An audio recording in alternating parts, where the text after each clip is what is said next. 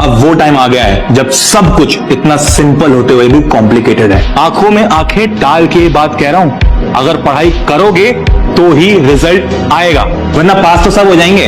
पर जो 95, 98, 99 का सपना लेके बैठे हो ना, इसको अगले साल पे शिफ्ट कर देना फिर से, कि अब अगले साल शुरू से मेहनत करूंगा तो कर पाऊंगा। ये वाला टाइम लास्ट है जहां पर सीरियसली पढ़ाई करके यहां से यहां पहुंच सकते हो। अब वो टाइम मेरी जान खत्म हो गया है जब कम मेहनत में काम हो जाएगा। अब मेहनत तो करनी पड़ेगी। ये समय है तुम्हारी लाइफ के सबसे बड़े कमबैक का। एक बार मेरे साथ बस एक बार इमेजिन करके देखना, आंखें बंद करो अपनी और इमेजिन करो वो दिन जब तुम्हारा रिजल्ट तुम्हारे हाथ में आता है। तुम उस रिजल्ट को अपने पेरेंट्स को बताते हो, रिश्तेदारों को बताते हो जो कि तुमसे बोल रहे थे कि तेरा कुछ नहीं हो पाएगा, और रिश्तेदार चुप खड़े हैं। हमेशा याद रखिएगा कि मौके किस्मत से जरूर मिलते हैं, कामयाबी कभी किस्मत से नहीं मिलती, वो तो मेहनत से ही मिलती है। अपना समय खुद को दो। नहीं पढ़ने का मन कर रहा है, जिम में रहो, शरीर बनेगी। नहीं पढ़ने का मन कर रहा है, मंदिर मस्जिद गुरुद्वारे में बैठो, दिमाग मजबूत होगा।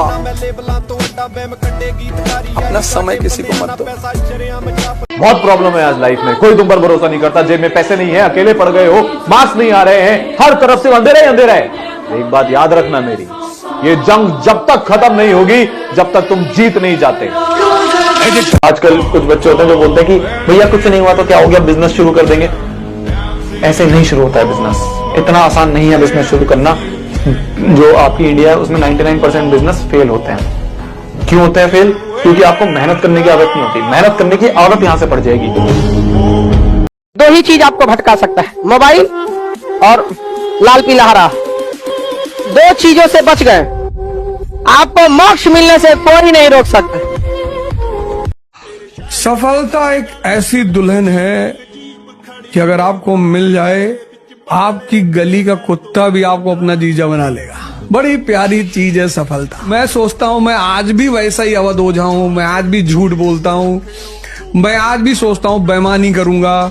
मतलब मेरा एक गोल है लाइफ में, दुनिया का बेईमानों का भगवान बनना, मुझे ईमानदार बनना ही नहीं। क्योंकि क्या आज के समय पर आपके पास इतना टाइम है कि आप ये सारी चीजें कर लो? दिसंबर जनवरी 2 महीने के अंदर क्या पॉसिबल है? नहीं हो पाएगा ना। कैसे हो पाएगा इतनी सारी चीजें? अब इसी का ही एक स्मार्ट तरीका मैं तुम्हें बता देता हूं। स्मार्ट तरीका क्या बोलता है? स्मार्ट तरीका बोलता है कि आपको क्या करना है, बस आपको लेक्चर और क्वेश्चन प्रैक्टिस पे फोकस करना है। आपको ढूंढने एक ऐसे लेक्चर जहां पर ये सारी चीजें कवर हो, यानी आपकी एनसीईआरटी भी लाइन बाय लाइन कवर हो जाए, उसके साथ साथ आपके जो इंपॉर्टेंट क्वेश्चंस हैं वो कवर हो जाए, और ऐसे पढ़ाया जाए कि क्या हो जाए, आपको रिवाइज करने की वापस जरूरत ही ना पड़े, है ना। और इसी को हम बोलते हैं क्या? इसी को हम बोलते हैं टॉपर स्ट्रैटेजी। आपको अगर कोई चीज बिना मतलब का कोई बात दूगो बोल देगा ना, तो आप कई जगह जानते हुए भी उसका जवाब चुप हो जाएंगे। ये होता है, हर जगह पे भी होता है। एक रेस में ना बहुत सारा कुत्ता को दौड़ाया गया, उसी में टेस्ट किया गया कि शेर का स्पीड तेज है कि कुत्ता का। शेर दौड़बे नहीं किया, दौड़ा ही नहीं। कहा कि जब रेस होगी तो बराबरी में दौड़ेंगे, इनके साथ नहीं दौड़ेंगे। बिना मतलब के लोग बहस करें ना, उस रेस में आप जाइएगा ही नहीं। बहस कीजिएगा अपने लेवल में। Similar option trick. Similar option trick क्या बोलती है? एग्जामिनर हमेशा सही आंसर उनमें रखता है जो कि दो ऑप्शन सेम होते हैं। अब आप देखो 10, 2, 3, 51, कौन से दो ऑप्शन जो है बहुत सेम है, जो कि आपके 2 और 3, तो यानी गारंटेड उस क्वेश्चन का आंसर 2 या फिर 3 में से होने वाला है। तो अब इन दोनों में से आप जो भी आपको सही लग रहा है आप लगा सकते हो, तो आपकी गलत होने की जो चांसेस थी वो ऑटोमेटिकली कम होते हैं। तो आप समझ पाए, ये होती है एमसीक्यू ट्रिक। घर हमारा, जिंदगी हमारी, सपने हमारे, तो मोटिवेशन किसी और का नहीं होना चाहिए, मोटिवेशन खुद का होना चाहिए, खुद का होना चाहिए। याद रखिएगा, जो दूसरे की इज्जत नहीं करता वो किसी का नहीं करेगा। इसलिए अगर किसी को जज करना है ना, तो पहले ये देखिएगा कि किसी अपने से लो लेवल के व्यक्ति को कैसे इज्जत से बात करता है। तो कभी भी याद रखिएगा, लड़का या लड़की है, किसी के रिस्पेक्ट देना सीखिए यहाँ पर।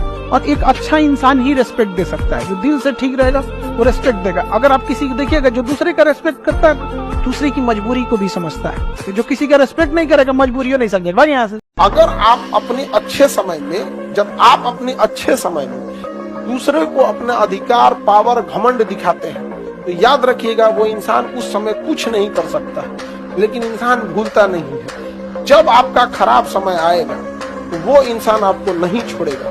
फिर आप कहिएगा कि मुसीबत आता है तो चारों ओर से आता है, चारों ओर से रास्ता खोल के आप डटे रहते। प्री बोर्ड में कम नंबर आते हैं, मैं फिर बोल रहा हूँ वो कम नंबर इसलिए आते हैं क्योंकि टीचर बहुत छोटी छोटी मिस्टेक को पकड़ता है। जरूरी नहीं है वो मिस्टेक बोर्ड में भी पकड़े, पर अभी से ही आपकी वो मिस्टेक को टीचर पकड़ ले और आइडेंटिफाई कर ले और आप उसको एनालिसिस करके सही कर लो, तो वो गलतियां आप बोर्ड एग्जाम में नहीं करोगे। क्या मेरी बात समझ में आ रही है? वो गलतियां बोर्ड एग्जाम में रिपीट ना करो, इसलिए टीचर अभी नंबर काटता है कि अभी गुस्से में आ जाओ, तुम अभी कहो कि यार मैडम आपने नंबर कैसे काट लिए, फिर आपके दिमाग में क्या होगा, वो बैठ जाएगा कि हाँ यार प्री बोर्ड में नंबर कटे थे, बोर्ड में ये गलती नहीं करूंगा जिससे नंबर ना कटे, तो इसलिए तुम्हारे भले के लिए नंबर काटे जाते हैं। बस ये है कि पढ़ने की आदत बना लो। ये जो चीजें है ना कि हम डिस्ट्रैक्ट होते रहते हैं भैया, और हमसे भैया दोस्तों के साथ घूमने पे तो जाना होता है भैया, एंजॉय नहीं करेंगे, आखिरी साल है भैया, 10वीं तो आखिरी साल है एंजॉय करने का, सब मिलता है।